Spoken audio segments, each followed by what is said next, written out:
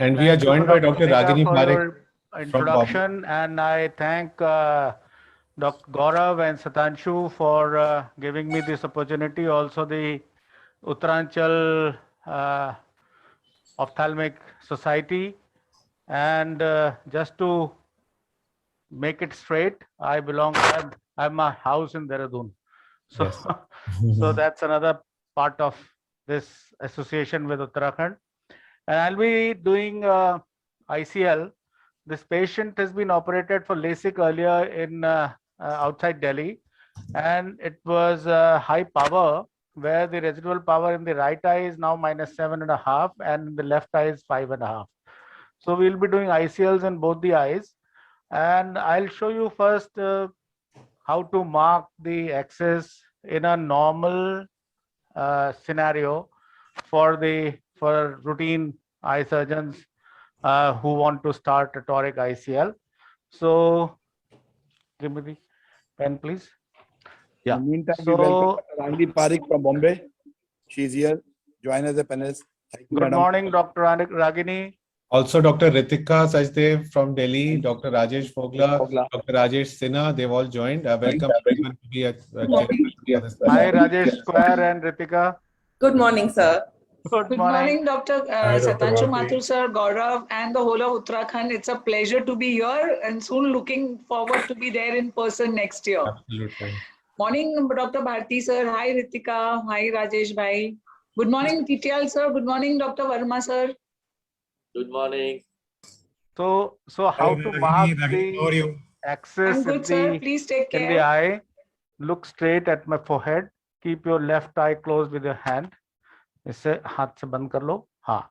And look straight, and that's where we are. I'm trying to mark approximately the 180-degree axis here with the marker pen.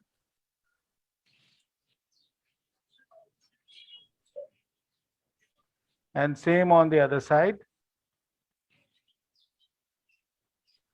And I'm not sure with this that this marking is accurate or not. So I have this iPhone where I will use this software or an app known as Storycam. Here, can you see this Storycam? Now, if I click this is here, you can see, and this is now 3x magnification. I want to reduce it to 1x and increase the torchlight, and keep the other eye closed, my dear. इसको बंद करो आप. हाँ. और इसकी torch के बीच में देखो. So we look straight into the torch, we can see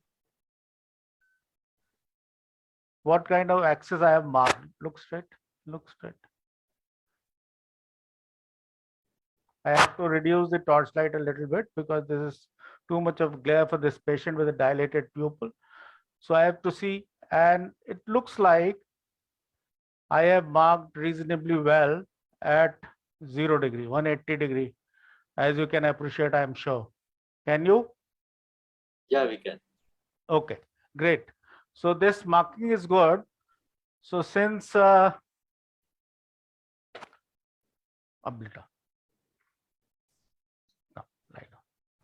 and since I've been touching and doing everything, so I'll remove these gloves and change the gloves.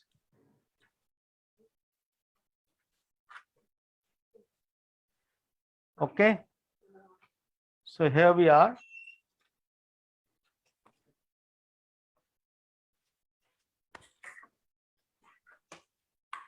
I'll be doing the surgery from the central and not temporal in the ICL.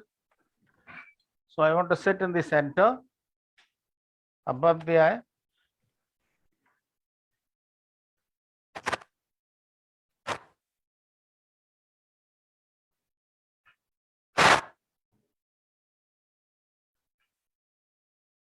So do you do all your ICL surgery sitting superiorly? For the ICL, yes. Because I've seen that my induced astigmatism is not more than 0.25. मेरी तरफ देखो, and I'll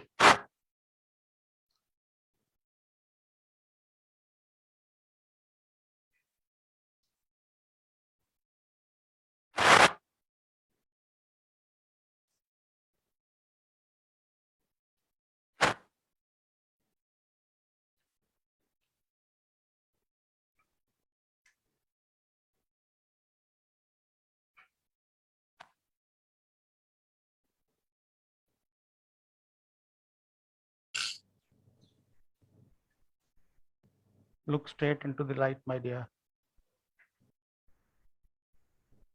Remove the glasses.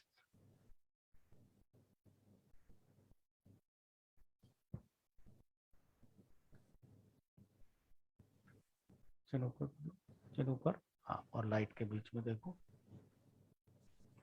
So if we want to mark the axis, in this particular case, we will be doing a spherical ICL. So there's not much of an issue, but still I want to show you how to mark. Light को देखो बेटा, light को देखो बच्चे, ये वाली light देखो, वो ऑफ कर दो छत की लाइट. हाँ शाबाश. Now look into this light here, and if I keep this at 180 here, both the sides,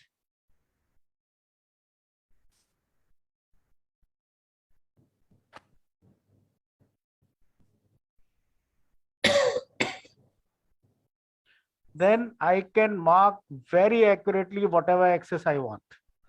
Like if I want to mark 180, then I can mark 180 like this, right? So this is what ultimately marking will be. I want to mark 2 degrees up on the temporal side or 5 degrees down on the temporal side. It's not a big deal. So this is where we are. And then I put a few drops of 4% xylocaine and betadine on the cornea. And then I want to wash the betadine, wait for about 5-10 seconds, and then wash it from the cornea. Right. And then I want to make the small side pot. And this side pot will be at the best ergonomic position for my right hand. So it will be like here, and I don't want to go anything beyond pupillary margin. So I want to increase it because pupillary margin is the most important thing. We don't want to cross that limit. This is not a good idea to cross pupillary margin at all. And then this is a solution of xylocaine 1%, and I will put a little bit of xylocaine 1% into the anterior chamber. Xylocaine 1% dilates the pupil, as well as it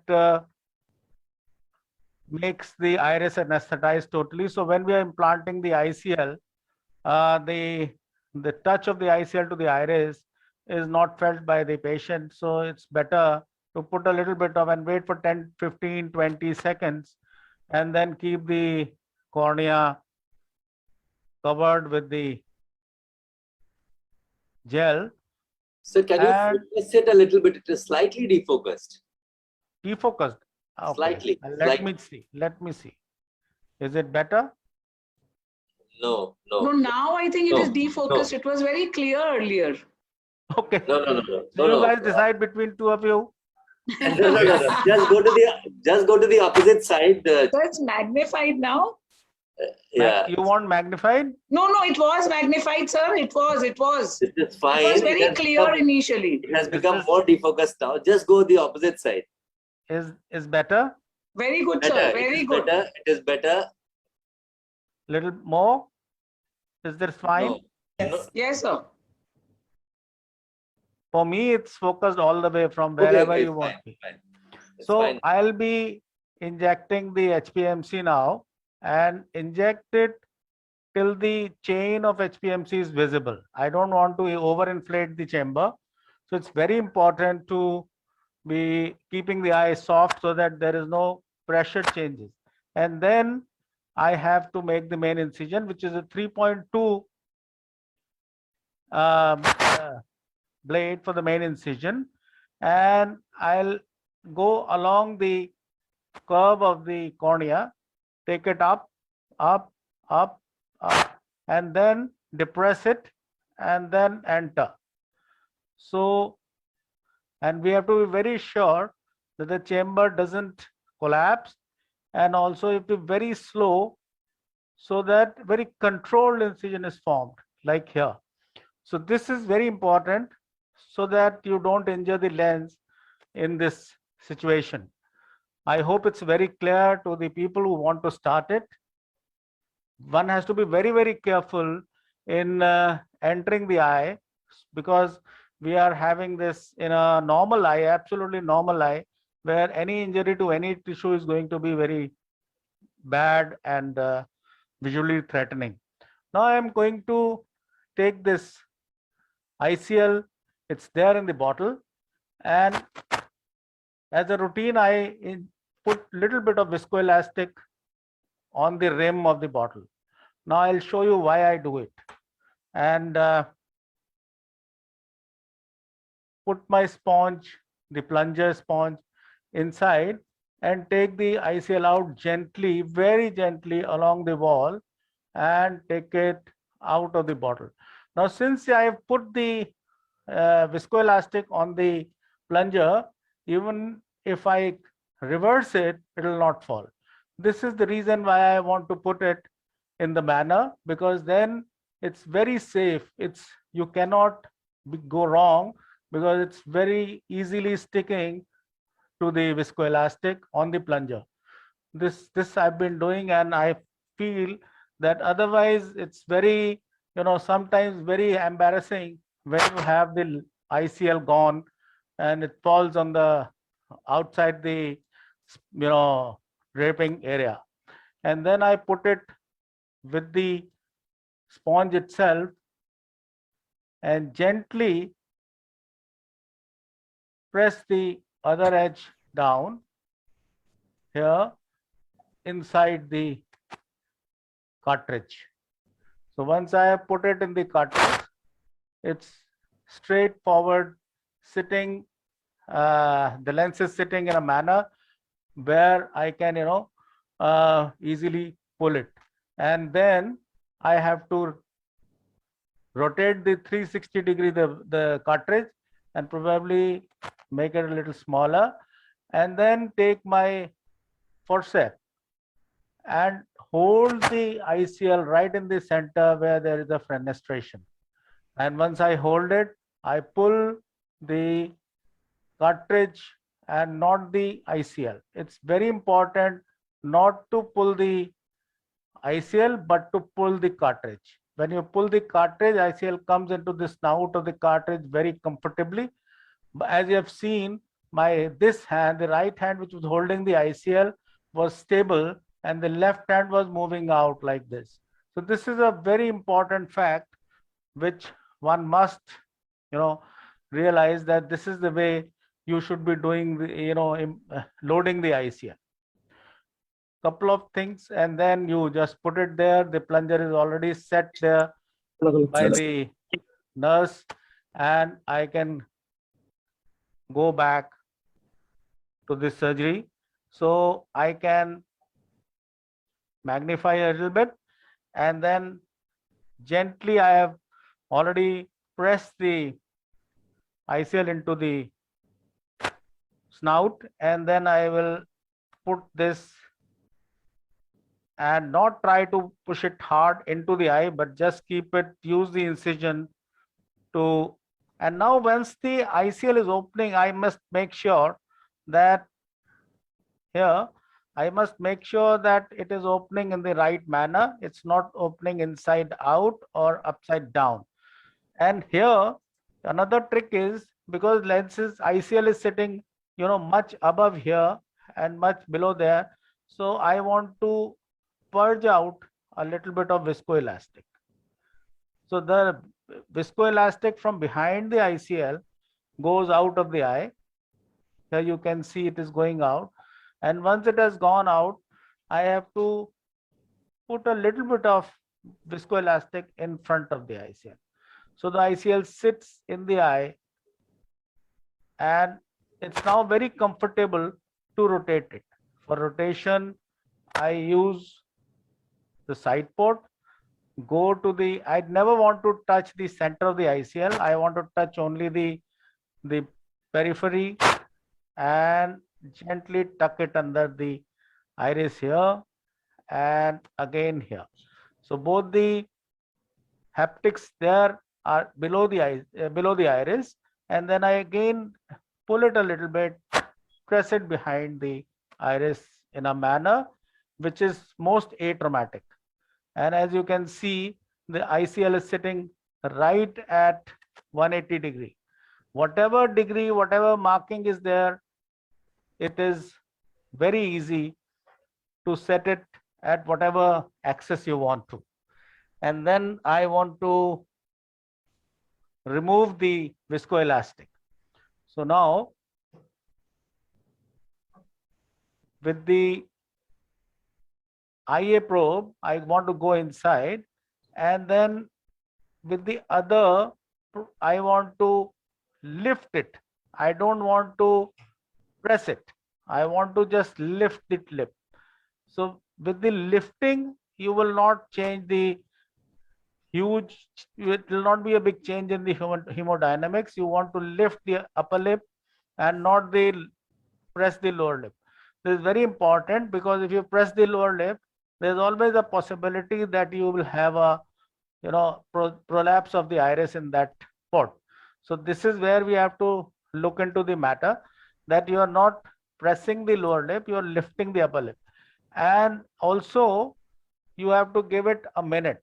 So I call a minute now, it's 1 minute, and I keep the flow around the fenestration in the center, and so that the whatever viscoelastic I can take out from behind the ICL, I can gradually wash it out with the flow going behind the ICL. Whatever air bubbles are there, if they can move, fine. If they cannot, then I can't help it at this point in time. That's the maximum time I want to take, is about a minute. And then I will wash the AC, because viscoelastic is one thing which is going to cause sterile kind of reaction tomorrow if there is a lot of viscoelastic is left.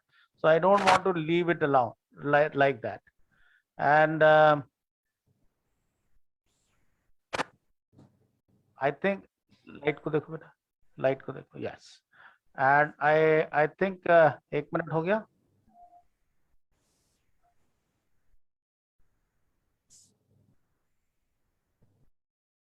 Okay, so this is now 1 minute. I will remove the irrigation and little bit of hydration of the side port, so that, yes. So now the iris is away from the port, as you can see here, and we can, needs a little bit more hydration, but I want to make sure that this is not a hard eye. As you can see, it should not be a hard eye, because then there's a possibility that you will have compromised blood flow. So this is where we are now, and I hope this is all clear. I have to do the other eye as well, but for the time being, I'll do one eye and take the questions if you have time, and that's what it is. So I'll patch the eye and wait for a while.